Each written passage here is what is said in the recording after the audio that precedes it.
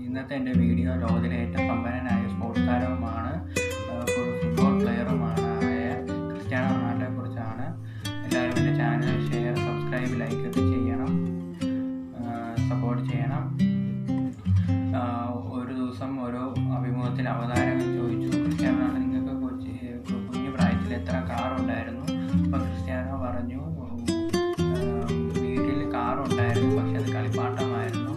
അന്നത്തെ ദാരിദ്ര്യവും